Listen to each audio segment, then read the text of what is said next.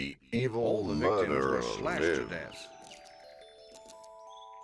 With a knife? No, it sounds crazy, but it looks like they were killed with a giant pair of scissors. The giant scissors once again search for prey. A trail of terror stretches across Europe, from Norway to England. Here it is, the Barrows Mansion. We have to go there and look around, or we'll never solve the mystery of Scissornet. You've got to be joking. It's way too dangerous. As long as he's alive, we're not safe anywhere, guys. One after another, the horrifying murders continue.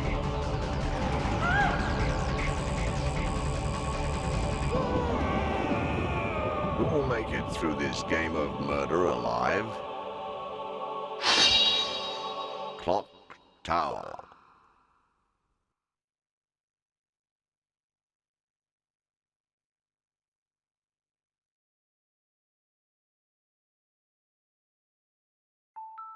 Hey there guys and gals, and welcome to Let's Play Clock Tower, and this will be Helen's scenario. I've already played Jennifer's scenario, and we are going to just dive straight in. Ugh, the sad thing is that we've got to play the prologue again. So yeah. Won't take too long. This cutscene does glitch out, I can't do anything about it. So sorry, but there's nothing I can do. It just seems to glitch out whenever you run it on an emulator and record. Professor Barton? Professor Barton? Professor Barton? It's the only thing in this game that will What on earth do are that. you doing, Professor? You mustn't hypnotize her like this. She's not ready to remember the murders yet. Helen, the clock tower murders are fascinating research material for me. I must know the truth of what happened. She can't take any more of this today, Professor. I'm taking her home. All right. But remember one thing, Helen. You may be her guardian, but you are also my assistant. Yes, Professor.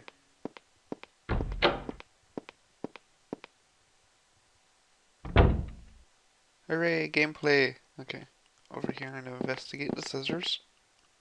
A giant pair of scissors are on the desk. They are a replica of the scissors used by the murderer in the clock tower case. These are like the weapon he used to slash up his victims. Spooky. Okay, over here now.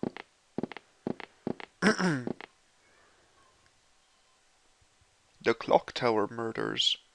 The mass murder of over 10 victims in this case. How intriguing. Whatever you say, you bastard. Jennifer Simpson, only one of 2 survivors. I have to get information out of her for future profiling materials. You're a heartless bastard, aren't you, Barton? You can investigate that and the medicine cabinet, but I didn't want to. My laboratory. Lately I've been doing mostly criminal psychology research. The staff is still here. Investigate the statue. A statue. It is code. One of the items found at the scene of the clock tower murders. It seems to be hiding some sort of secret. It would be a good idea to get an expert opinion on this. Speak to Beth. Professor, Helen left a few minutes ago and she looked really angry.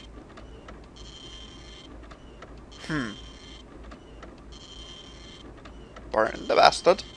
You know, Helen and Jennifer are really beginning to look like sisters, aren't they?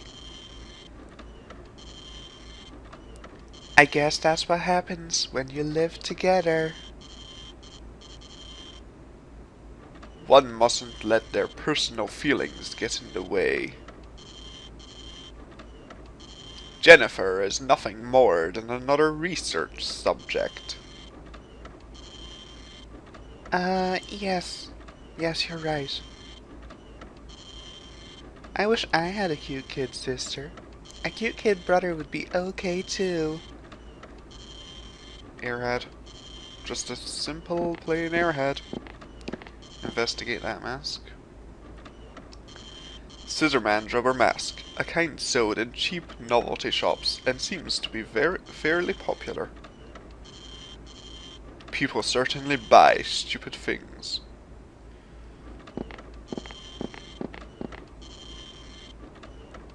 Harris's desk.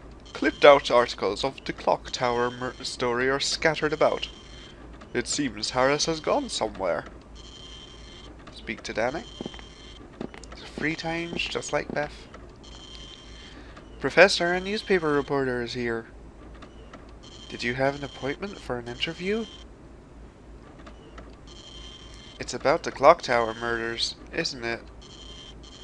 Humph, I guess they want to sensationalize this scissor man, who really doesn't even exist. Scissor man? It'd be cool if he were real. Huh? Just a joke. You shouldn't keep the reporter waiting too long. Oh, gee, thank you. I shall go now then. No. Those are the only items you need to search. Everything else you could if you want to. Speak to this guy once. Oh, Professor. A newspaper reporter was looking for you on the first floor. Oh, thank you. I want to play as Helen, so I speak to him once. If you want to play as Jennifer, you speak to him twice or more.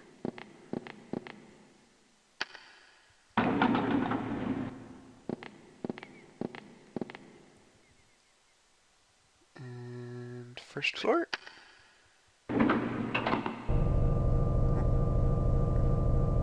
What a lovely elevator. It has no ceiling.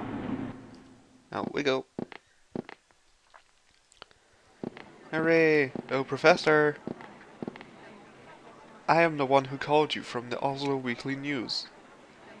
My name is Nolan Campbell. And this is Tim, my cameraman. It's a pleasure. I'm a bit busy. Please keep it brief. Speak. Then I'll get right to the point. Have you been able to figure out who the murderer is? I can't say anything for sure yet, because the victim's testimony lacks credibility. Oh, do you mean the victim that's testifying? That'd be Jennifer Simpson, wouldn't it? Yes, but what about her? Oh, nothing really. It's just that we saw her leaving a few minutes ago. And since we'd run into her, we asked her for an interview, but she refused. You just said her testimony lacked credibility? I know what you're going to say. That monster she was talking about, the Scissor Man, and whether he really exists or not. That's it, that's right. That is what our readers want to know. Because the existence of the Scissor Man has become a symbol of terror among youngsters. Yes, and that's because trashy gossip magazines, like yours, have sensationalized the whole thing. Ouch. That hurts. Not much I can say to that, is there? Well, let's start from the conclusion. It's a fact that there was a murderer who used a giant pair of scissors as his murder weapon. But that doesn't make him into an immortal monster. We're simply dealing with an odd screwball. But what about what she said? She was scared. She thought she saw something. Oh, I see, but... Okay, that's it. Interview's over. There is something I must be attending to. Ah, well... Okay, I understand. Thank you very much. Sorry I couldn't be as much help as you had hoped. I have to get back to the lab. I'm expecting another survivor of the clock tower murders. He is supposed to be a young boy, about 10 years old. We already know all about him if we watch Jennifer's scenario.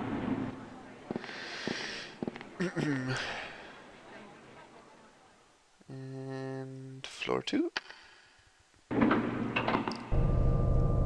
Also, for Helen's scenario, I'm going to decide not to ask Harris to show the statue to Rick, so that I can do the other scenario, because I've already pointed out the differences in Jennifer's scenario 2, which was part 3 of the Jennifer scenario.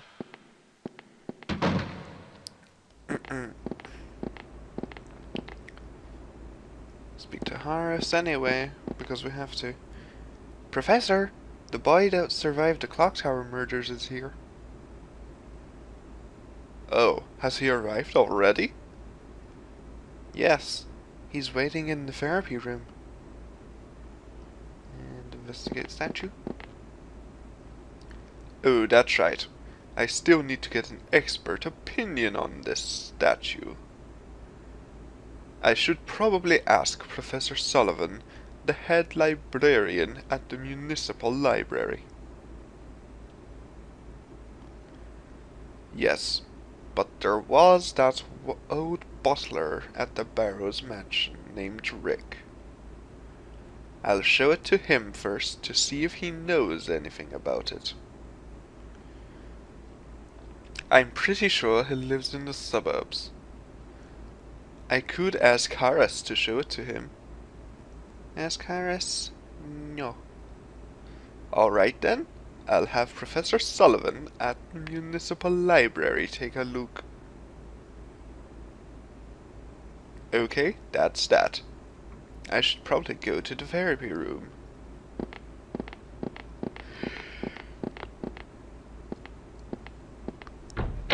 Oh, I'm kinda tired.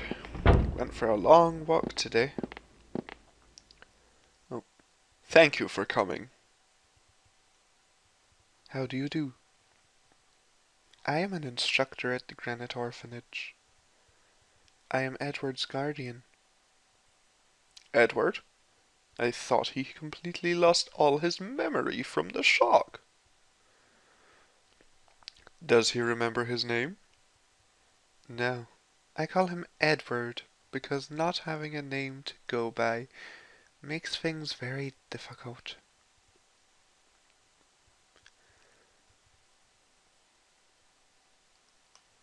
Now, since this is our first day, will you answer some simple questions for me? Okay, Edward? Now, I want you to honestly tell me everything you can remember about what happened. Yes. Well then, let's get started. I am going to save just to see how long this has been going, because I have absolutely no idea.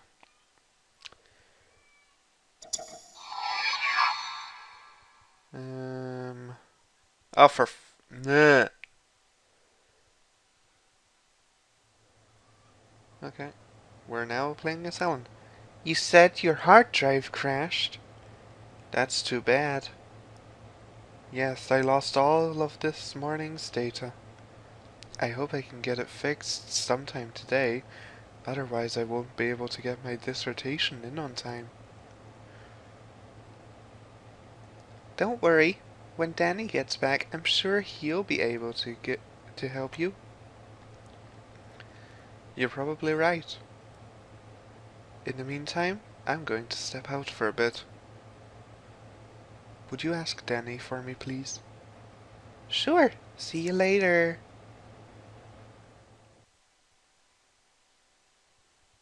Where should I go? Ugh, I want to see how long I've been playing. Municipal Library has no reason. Norway International Hotel. Edward and his guardian are staying here. I need to try and check my phone to see what time I've been doing this from. So professional. They're here. Oh, Helen. How is it going? Any results from Professor Barton's therapy? No, but we can't give up hope. Sometimes something will jog one's memory. Yes. Will you be staying here long? Mr. Barton also thought it a good idea. We plan to stay here for a while. Oh, really? Well, hang in there, Edward. Yes, Miss Maxwell. No, him. Oslo. I'll be mobbed by reporters if I go there. The police station. I honestly don't remember where I have to go as Helen. Assistant Inspector Gotts, the person in charge of the clock tower case, is here.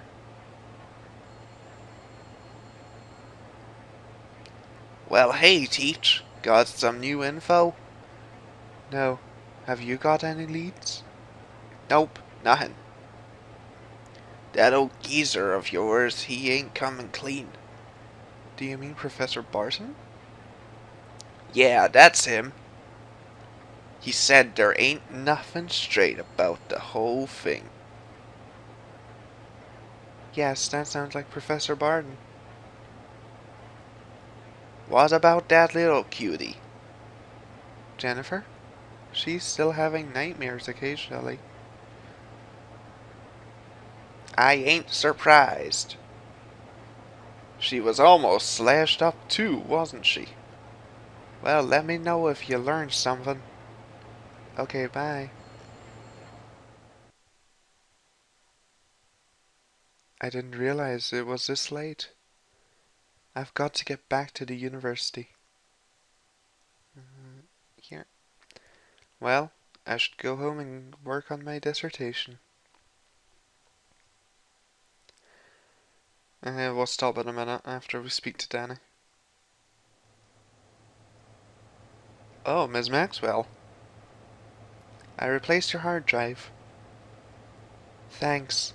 That's a big help. I'm going down to the lounge to have a nap for a while. What are you going to do? We will all be going home soon. Oh, okay.